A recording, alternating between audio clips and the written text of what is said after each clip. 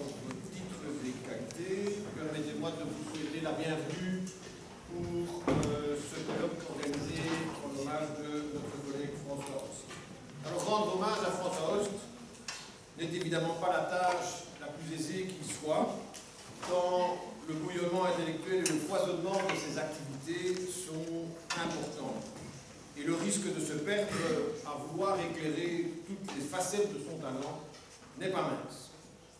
La diversité des thèmes abordés au cours de sa carrière seront retracés au cours de ce colloque et votre présence atteste de l'intérêt manifeste qui en résulte. Permettez-moi quand même de tenter, en quelques minutes, il faut être joueur, de retracer quelques grandes étapes de la carrière de celui qui aura, avec le regretté Michel Van de Kerkhove, très largement contribué à façonner le projet scientifique et pédagogique de la faculté de droit des facultés universitaires Saint-Louis, aujourd'hui devenue l'Université Saint-Louis-Bruxelles. François Host entre aux facultés universitaires Saint-Louis comme assistant en 1975, muni d'un diplôme de licencié en droit qu'il va très vite compléter par l'obtention d'un diplôme de licencié en philosophie et par une licence spéciale en droit économique. Dès 1975, il rejoint le séminaire interdisciplinaire d'études juridiques, créé un an plus tôt par Michel Van de Kerkhove. Ce dernier, devenu doyen de la faculté de droit en 1974, associe très vite son jeune collègue au projet qu'il imagine pour la faculté de droit, un projet interdisciplinaire où l'enseignement du droit se combine à des approches de philosophie, de sociologie, de psychologie en rapport avec le droit, autant qu'à une réflexion critique sur le droit. Auteur dans les années qui suivent d'une thèse originale écrite à quatre mains avec Jacques Lenoble, François Host lance dès 1977 une revue attachée au séminaire interdisciplinaire d'études juridiques, la Revue interdisciplinaire d'études juridiques. Et sous l'impulsion du tandem Van de Kerkhove-Host, le séminaire entame dès l'année suivante un cycle ininterrompu de thématiques dont les résultats donnent lieu à chaque fois à la publication d'ouvrages de la célèbre collection à couverture noire et verte des publications d'université. Du premier de ces ouvrages consacré à l'interprétation en droit, 1978, au dernier, actuellement en cours d'élaboration, le droit en transition, la science juridique dans les sociétés de l'après-croissance, ce ne sont pas moins de 13 ouvrages majeurs qui consacrent et perpétuent les travaux du séminaire interdisciplinaire. Tout au long de cette période, François officie également comme rédacteur de la revue, avant de céder le relais récemment à la génération qui suit en la personne d'Antoine Bayeux, secondé par Diane Bernard.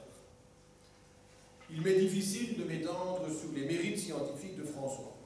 Vous qui êtes ses amis ou ses complices, vous les connaissez d'ailleurs sans doute aussi bien, sinon mieux que moi. Je voudrais donc, en tant que recteur, m'attarder sur un volet peut-être moins visible de la carrière de François, sa contribution au développement de la faculté de droit et de l'université elle-même. Cheville ouvrière du séminaire interdisciplinaire, le tandem Host-Van de Kerkhove imprimera en effet sa marque sur l'enseignement en faculté de droit. Michel Van de Kerkhove, devenu recteur de l'université, François le remplace comme doyen de la faculté de droit, fonction qu'il occupera de 1982 à 1993. Cette longue période de décana sera mise à profit pour poursuivre et amplifier les initiatives pédagogiques introduites par Michel Van de Kerkhove, comme le cours de méthodologie juridique, le séminaire en sciences humaines en première année, le séminaire de théorie du droit qui complète le cours d'introduction critique à la pensée juridique contemporaine en deuxième année. Elle sera aussi l'occasion de créer, dès le début des années 80, un premier cycle en droit à horaire décalé, formation en cours du soir qui recueille un franc succès malgré le scepticisme initial d'université complète, et mise en place aussi des recyclages en droit, modules de formation continuée avant la lettre à l'intention des praticiens du droit. Par ailleurs, le souhait de créer des ponts entre les disciplines se double d'une volonté de dépasser les barrières entre les langues. Avec la complicité de la catholique université de Bruxelles et du doyen de sa faculté de droit de l'époque, Marc Vanouk, que je salue, François est à l'origine d'un ambitieux programme de candidature bilingue français-néerlandais, bientôt complété par un programme bilingue français-anglais et par un programme trilingue français-néerlandais-anglais. Ces programmes sont aujourd'hui encore une des marques importantes de fabrique de l'Université Saint-Louis. Dépasser les barrières, tisser des ponts, ce sera le leitmotiv de celui qui fut aussi un entrepreneur. Couronnement de cet esprit d'entreprise, la fondation en 1993 d'une Académie européenne de théorie du droit, avec la collaboration de Marc Vanouk et de la KUB toujours. Sorte d'école doctorale avant la lettre, ce qui deviendra le Master in Legal Theory accueillera pendant de nombreuses années des cohortes d'étudiants de toutes nationalités, européens et extra-européens.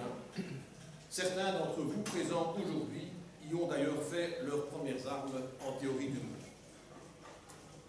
S'il est un penseur au sens noble du terme, François Host n'en est pas pour autant coupé du monde. Les enjeux de l'environnement, dont il pressent le caractère fondamental, l'amènent à créer dès 1989 le CEDRE, Centre d'études en droit de l'environnement, avec Benoît Jadot et Jean Gillardin.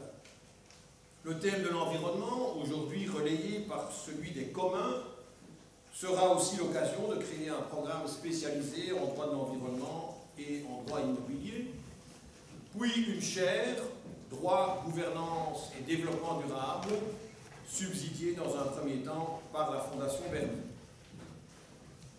La faculté de droit a donc bénéficié à plein rendement du dynamisme et de la force de travail de celui qui en fut le doyen pendant 11 ans. L'université, comme institution, va ensuite en bénéficier à son tour. Après ces années de décanat, François Host endosse en effet les habits de vice-recteur à la recherche pendant une période de 10 ans. Avec le recteur Jean-Paul Lambert, François Host constitue un tandem au service d'une petite institution dont la croissance est impressionnante sur tous les plans, nombre d'étudiants, programme d'études, développement de la recherche. Dans ses différentes fonctions, François Host a toujours été un réel animateur au sens fort du terme, c'est-à-dire celui qui donne vie à un groupe, veille à la réflexion au sein de celui-ci, toujours avec un souci majeur de respecter le pluralisme au sein du groupe, afin de permettre à chacun et à chacune de s'épanouir dans ce qu'il fait de mieux, sans se fondre pour autant dans un modèle unique. Reste un pan de la vie académique de François à éclairer, celui de sa carrière personnelle d'enseignant-chercheur. Remarquable pédagogue, François est encore aujourd'hui excellent enseignant, beaucoup en ont profité et profitent encore de ses enseignements, non seulement au sein de l'Université Saint-Louis, mais aussi dans d'autres universités belges et étrangères.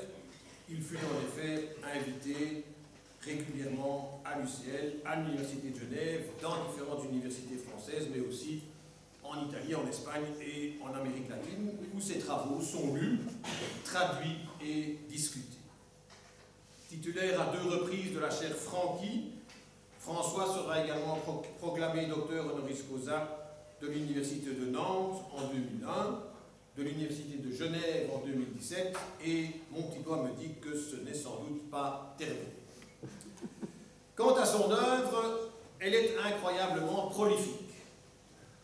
Associée pour une large part à la collaboration avec Michel van der Kerkhof, auquel je rends également hommage ici.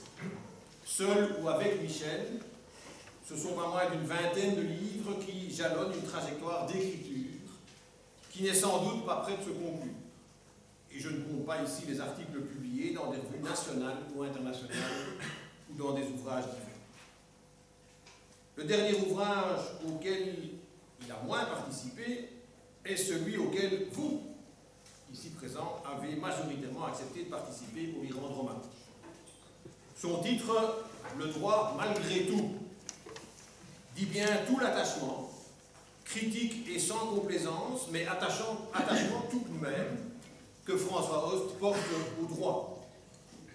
C'est donc avec énormément de plaisir qu'en votre nom, je me permets de lui remettre ce témoignage de notre reconnaissance et de notre amitié.